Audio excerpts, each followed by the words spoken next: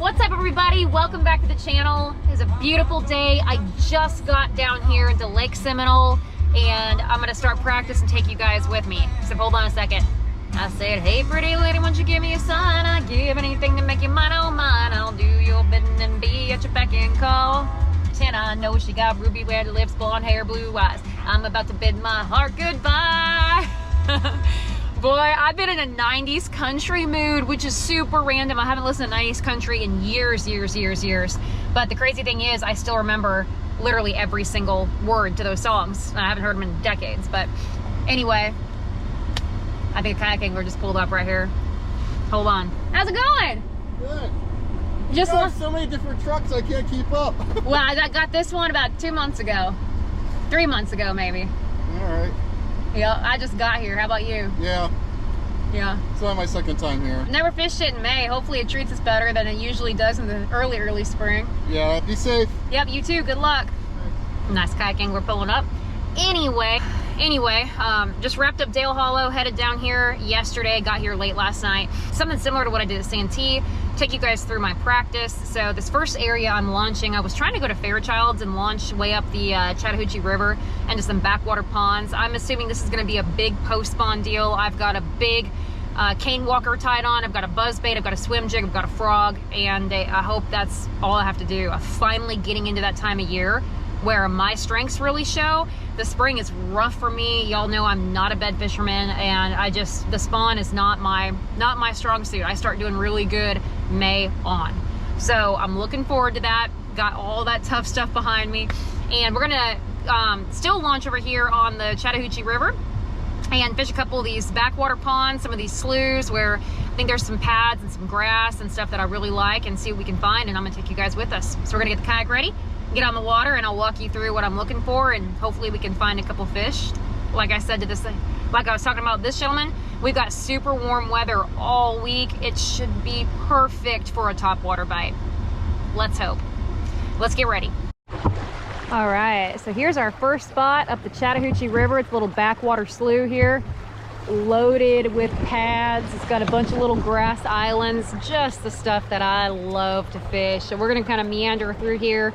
I'll go a little bit further up and then fish my way back to the ramp. I'm going about 6 miles today. So again, having that 1103 is huge for that. I have about 35 miles I can go at 5 miles an hour, 5.5 miles an hour. So I can cover a ton of water, but really liking the looks of this stuff right here. Got scattered grass, different types of vegetation. There's some hydrilla here, different types of pads. This looks good. Water temp is 75 degrees, so definitely going to be a big post spawn deal. Like I said, frog, swim jig, big top water, buzz bait. This is going to be awesome, I think. So we're going to fish around a little bit, see what we can find. All right, guys, just got up here to one of these backwater ponds. I got the first bass of the day. Little guy, but right up against that green, real green grass on a Nico rig of all things. So I've been fishing for about an hour and a half and hadn't got a bite yet. Noticed a ton of life. There's brim all over in these pads. Did a little bit of flipping the mats, and that's where they might be. Haven't got a bite in that so far. This area looks really good, so I'm gonna keep slowing down. Maybe fishing a little Nico rig and a wacky rig and see what we can do. Okay guys, so I was just swimming a big worm over these pads in this shallow little backwater pond, and it took me about 5 minutes, but wrangled that really nice fish out of there. Just swimming it on top like a little swim bait. That's a pretty nice one. And like I said, I was just swimming it on top of the water, like really fast around these old pad stems right here, and it just blew up on it. So I'm gonna take a little, probably top toed, some little ribbit frog style, and kind of do that, or just keep swimming this worm on top and see if we can't get a couple more big bites like this in here. And if I get one more big bite, one more big blow up, we're gonna call it good and get out of here. So again, anytime I see these little sections of pad stems, I get kind of excited. There's always fish around those, always. So we're gonna make a couple more casts. Like I said, this is a pretty big pond, but I guarantee there's a lot of resident fish in here. Don't want to hook a lot of these in practice, but I just want to kind of see what's all in here. Okay guys, I just lost a giant swimming that worm through the pads again, and then caught another fish and lost another one. So that's really all I need to see here. I'm gonna get out of here. The only downside to this spot, it's maybe 150 acres, if that. And it's one of those areas that if a couple anglers come in here and practice really, really hard and catch a bunch of fish, it'll completely hurt this area. And so far I haven't found anything close enough to this to where I could come hit this for a couple fish and then go somewhere else. This is kind of out of the way. It's got to be really careful with areas like this and know going in, yeah, I caught a really nice fish, lost a nice fish. I know there's some big fish here, but you have to kind of understand what you're dealing with. It's a 2-day tournament. A lot of anglers, when they come in and pre-fish, they catch everything that bites, and that just is not good for spots like this. So if people come to this area and fish it really hard, it could totally burn the area for the tournament. So I'm gonna keep that in the back of my mind, but if I don't find anything else, this is definitely gonna be in contention. So we're gonna run up the river and check a few more areas, see if we can't find something within a mile or within a half a mile of here as a backup as well. All right, we finally got into an area with a little bit of current, and there's some scattered, really nice looking hydrilla and a bunch of big clumps around here. So I started burning a swim jig on the surface, caught one pretty fast and spooked another one. So there's a lot of current like around these little grass islands right here. There's a lot of stumps, there's a lot of vegetation. Really like this area, and it's not too far from that big fish spot. So gonna keep fishing around here. Oh, by the way, I would be running my GoPro behind me, but it flew off of my truck on the interstate on the way down. So I ordered a new GoPro mount. Sorry guys. Okay guys, see all this topped out hydrilla here? If you see that right here, that's all topped out hydrilla. So again, like I caught those fish through those pad stems, I started burning that new kind of Berkeley worm, which I'll link in the comments, and caught another pretty nice one. And I lost another one. I had 2 blow-ups just in that small little patch, and that's probably an 18.5 incher or so, and the other one was about the same size, 2 of them, and that's about a 20 yard square foot patch of matted hydrilla. So I want to explain something to you guys. When I'm pre-fishing, this is important. How do I tell when to leave an area, what I like about an area, or what I can conclude from that area? And let's take this area for example. We've got that kind of topped out hydrilla, we've got some grass islands, there's a ton of stumps around here, and there's current seams. So there's a lot of stuff going on. So let's say I were to get 3 or 4 bites relatively quick. When I say relatively quick, I mean like every 5th, 10th cast I was getting bit on random things, maybe a couple in the grass, a couple in the island, 1 on the stump. That would just lead me to believe that there's a lot of fish in this general area. Now, if I were just getting bit, you know, burning that worm on top of the grass, in the grass, and I wasn't getting bit on anything else, I would try to conclude that that's a pattern, that these fish want this little topwater swimming worm really fast, and they like it around matted grass. So I would try to find other areas that had matted grass like this and go run that pattern there.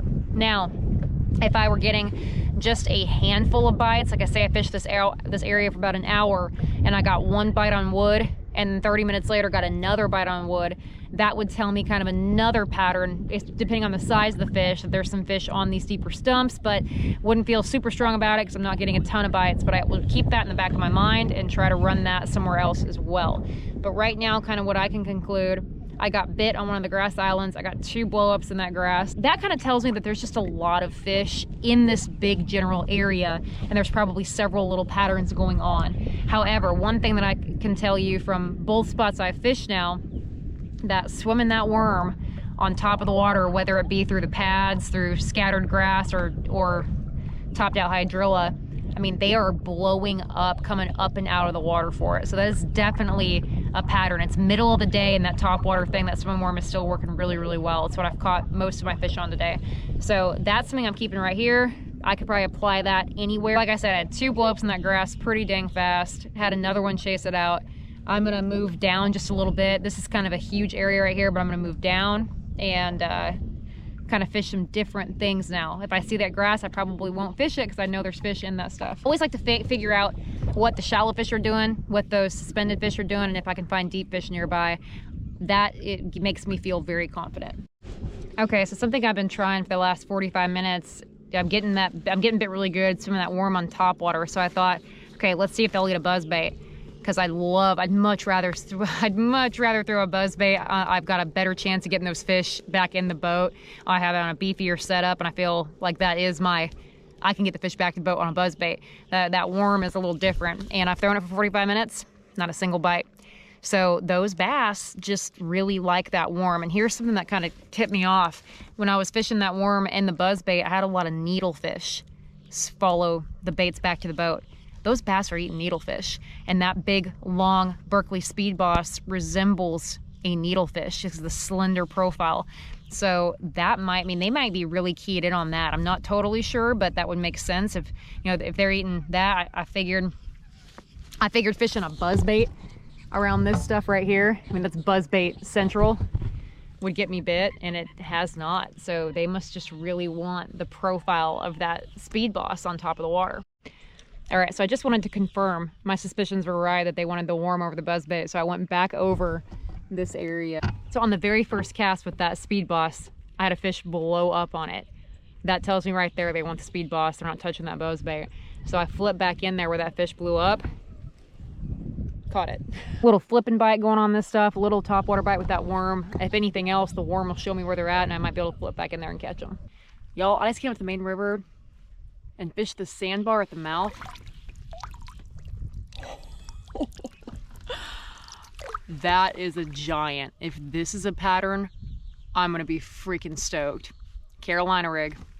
See a couple of fish on my Garmin on side scan, just right off a sandbar. I'm gonna see if there's a couple more there, catch one more, maybe check the mouth of this next creek and see if that's a little bit of a pattern. All right guys, just got back to the ramp, caught a few more fish around the mouths of those cuts right there. That might be something really good. Overall, had a pretty good first day of practice. Got back to the ramp and met a really nice guy in a bass boat. Said, are you the gal that's a professional fisherman? And I said, I think that's probably me. Been doing it for a while now, and got to chat with him for a while. Super nice guy. Overall, pretty good day of practice. A lot of those fish are definitely kind of keyed in on those needlefish. There's certain areas of the lake that seem to be holding fish. And I found out some deep stuff, some main river stuff too, which is kind of exciting. So I got a couple things going on in this area. So what I like to do when I have something figured out in this area, I'm gonna go to a completely opposite end of the lake and try to mimic a pattern there or find something a little bit different. So I will have a better GoPro mount tomorrow. G's bringing me one from Texas. Gonna get home, get batteries charged, and we'll catch you guys tomorrow.